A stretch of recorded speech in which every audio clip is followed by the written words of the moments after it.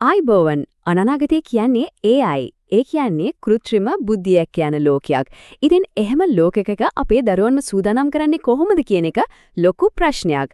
අන්න ඒ ප්‍රශ්නෙටම පිළිතුරක් විදිහට තමයි Future Leaders කියන මේ විශේෂ වැඩසටහන තියෙන්නේ. අපි බලමු මේක ඇත්තටම මොකක්ද කියලා. හොඳයි අපි මුලින්ම මේ කතාව පටන් ගමු හරිම ප්‍රබල කියමනකින්. ඊළඟ දශකයේ තමයි AI ලෝකයේ ආරම්භය. ඩිජිටල් යුගයේ ඉපදුන ළමයි විදිහට අපි විශ්වාස කරනවා හැම ශිෂ්‍යයෙකුටම AI ගැන දැනුමක් ලබන්න අයිතියක් තියෙනවා කියලා. බලන්න මේකෙන් කොච්චර පැහැදිලිද AI ගැන ඉගෙන ගන්න එක දැන් තෝරා ගැනීමක් නෙවෙයි අනිවාර්ය දෙයක් වෙලා ඉවරයි කියන එක. හරි. එහෙනම් මේ විස්තර කිරීමේදී අපි මොනවද කතා කරන්නේ? මුලින්ම AI බලයෙන් පිරුණු හෙට දවස ගැන, ඊළඟට Future Leaders වැඩසටහන ගැන, ඒකට ඇතුළත් වෙන්නේ කොහොමද කියලා, ශිෂ්‍යත්ව සහ ගාස්තු ගැනත් කතා කරනවා. ඊට පස්සේ මාස 10ක ඉගෙනුම් ගමන සහ අවසානයේදී AI සහතිකය ලබා ගන්න විදිහත් අපි බලමු. හරි. එහෙනම් අපි යමු අපේ පළවෙනි මාතෘකාවට. ඇයි මේ AI ගැන මෙච්චරම කතා බහක් ඇති වෙලා තියෙන්නේ? මොකක්ද මේ කෘත්‍රිම බුද්ධියත් එක්ක යන අනාගත අභියෝගය? මෙහෙම හිතන්න AI කියන්නේ ලොකු රැල්ලක් වගේ. මේ රැල්ල උසස් අධ්‍යාපනය, රස්සාවල්, බිස්නස් මේ හැම ක්ෂේත්‍රයකටම බලපානවා. ඉතින් මේ වෙනස් වෙන ලෝකෙදී අපි ළමයි පස්සට යනවද නැත්නම් මේ රැල්ල උඩින්ම ඉස්සරහට යනවද කියන එක තීරණය කරන්න ඕන. අන්න ඒකට උදව් කරන්න එක තමයි මේ වැඩසටහනේ මූලිකම අරමුණ වෙන්නේ. හොඳයි. අපි දැන් කතා කරපු අභියෝගයට විසඳුම තමයි මේ Future Leaders වැඩසටහන. හැබැයි ඉතින් ප්‍රශ්නයක් තියෙනවා. මේක කාටද හරියටම ගැලපෙන්නේ? කවුද මේකට ඉලක්ක කරන්නේ? අපි බලමු. මේ වැඩසටහන ඉලක්ක කරන්නේ වයස් කාණ්ඩ තුනක්. ඒ කියන්නේ අවුරුදු 8-10ත් අතර, 11-13ත් අතර සහ අවුරුදු 14ක් 15ත් අතර ළමයින්ව. වැදගත්ම දේ තමයි තෝරා ගැනීම සිද්ධ වෙන්නේ ඇතුළත් වීමේ විභාගයෙන් පෙන්වන දක්ෂතාවය මතම විතරයි. හරි. දැන් හිතමුකෝ මේ වැඩසටහන ගැලපෙනවා කියලා. එතකොට ඊළඟට එන්නේ ප්‍රශ්නේ තමයි කොහොමද මේකට ඇතුල් වෙන්නේ? මොකක්ද කරන්න ඕන පළවෙනිම දේ? අනේ පළවෙනි පියවර. ඒ කියන්නේ ඇතුල් වීමේ පරීක්ෂණය ගැන අපි දැන් බලමු. මේකට ඇතුල් වෙන එක හරිව ලේසි. තියෙන්නේ සරල පියවර 4යි. 1. ඔන්ලයින් ආයුධම්පත් පුරවන්න. 2. නිල ප්‍රවේශ පත්‍රය ලැබෙනකල් ඉන්න. 3. විභාග දවසේ කලබල නැතුව විනාඩි 30කට කලින් විභාග මධ්‍යස්ථානයට යන්න. 4. විශ්වාසයෙන් ගිහින් තර්කානුකූල MCQ ප්‍රශ්න පත්‍රයට මුහුණ දෙන්න. මේ විභාගය ගැන නම් කිසිම බයක් තියාගන්න එපා. මේක සම්පූර්ණයෙන්ම බහුවර්ණ. ඒ කියන්නේ MCQ ප්‍රශ්න පත්‍රයක්. මෙතනදී මනින්නේ ළමයාගේ IQ එක. ඒ කියන්නේ තර්කානුකූලව හිතන්න පුළුවන් හැකියාව. හැම ප්‍රශ්නයක්ම හදලා තියෙන්නේ අදාළ වයස් කාණ්ඩයට ගැලපෙන විදියට. ප්‍රශ්න තියෙන්නේ ඉංග්‍රීසියෙන්. ඒත් ඊගිට සිංහල සහ දෙමළ පරිවර්තනක් දීලා තියෙනවා. ඒකෙන් භාෂාව බාධාවක් වෙන්නේ නැහැ.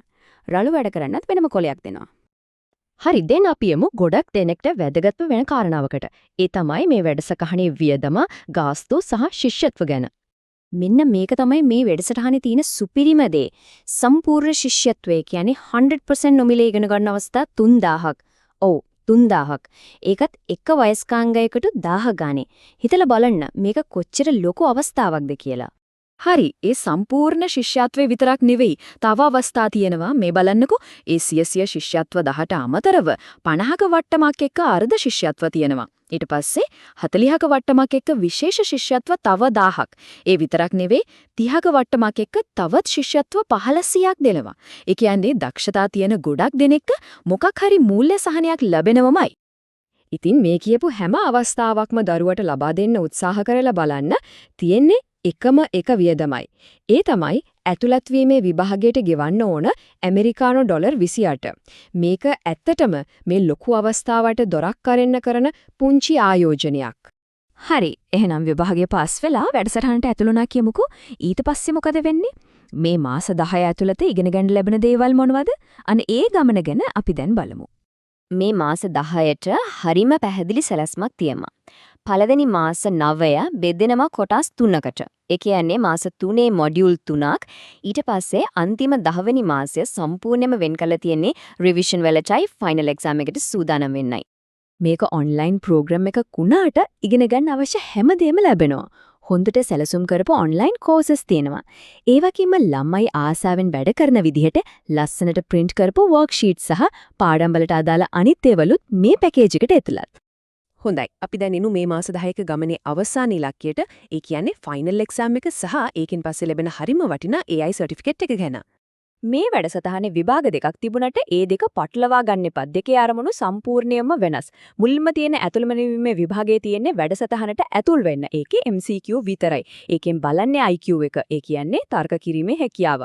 හැබැයි අවසාන විභාගයේ තියෙන්නේ සර්ටිෆිකේට් එක ගන්න. ඒකෙදි MCQ වගේම රචනාවකුත් තියෙනවා. ඒකෙන් මනින්නේ කෝස් එකේදී ඉගෙන ගත්ත දැනුම. ඉතින් එකක් හැකියාව මනිනවා අනිත් එක දැනුම මනිනවා. ෆයිනල් එක්සෑම් එක ගැන තව ටිකක් විස්තර කතා කළොත් ඒක කොටස් දෙකකින් සමන්විතයි. ලකුණු 50ක MCQ පේපර් එකක් තියෙනවා. ඒ වගේම AI ගැන ලියන්න විනාඩි 30ක ලකුණු 50ක රචනාවකුත් තියෙනවා. රිසර්ච් සතිය 6ක් ඇතුළත ලැබෙනවා. හැබැයි මතක තියාගන්න මේ ලැබෙන සර්ටිෆිකේට් එක සාමාන්‍ය එකක් නෙමෙයි. ඒක නිකුත් කරන්නේ ISO 9001 කියන ජාත්‍යන්තර ප්‍රමිතියේ තියෙන ආයතනයකින්. ඒ කියන්නේ මේ සහතිකයට ලෝක මට්ටමේ පිළිගැනීමක් තියෙනවා. අනාගතයේ උසස් අධ්‍යාපනයට හරි රැකියාවකට හරි යනකොට මේක ලুকু වටිනාකමක් එකතු කරනවා. හොඳයි. අපි මේ කතාබහ අවසන් කරමු මේ ප්‍රශ්නෙත් එක්ක. අද දවසේ ඉගෙන ගන්න ළමයි හෙට දවසේ AI ලෝකය හදන්නේ කොහොමද? ෆියුචර් ලීඩර්ස් වගේ වැඩසටහන් වලින් කරන්නේ අන්නේ අනාගතය හදන්න යට අවශ්‍ය අත්තිවාරම දාලා දෙන එක. ඉතින් ඒ අනාගතය ගොඩනගන්න ඕන්ට පාර හදලා දෙන එක අපේ වගකීමක්.